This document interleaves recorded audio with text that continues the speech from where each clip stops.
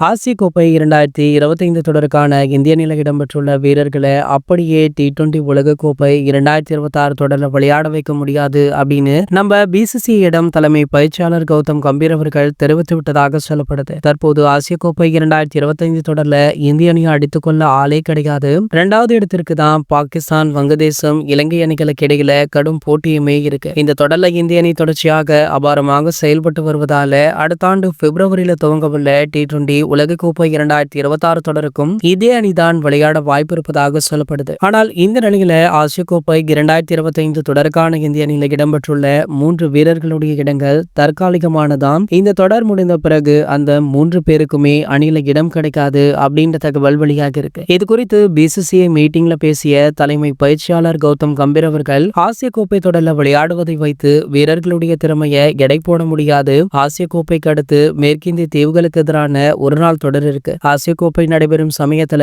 India A அணியானது Australia A அணிக்கு எதிரான test தொடர்ல விளையாடிட்டு இருக்காங்க. இதனால ஆசிய கோப்பை 2025 தொடருக்கான இந்திய அணியை சரியாக தேர்வு செய்ய முடியல.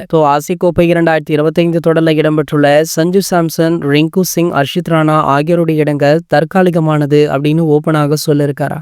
இந்த தகவல் தற்போது வெளியாகி சமூக வலைதளங்கள்ல வைரலுமே ஆகிட்டு இருக்கு. இது போன்ற கிரிக்கெட் செய்திகளை பற்றி நீங்க உடனே தெரிஞ்சுக்க நம்மளுடைய சேனலை மறக்காம சப்ஸ்கிரைப் பண்ணிக்கோங்க.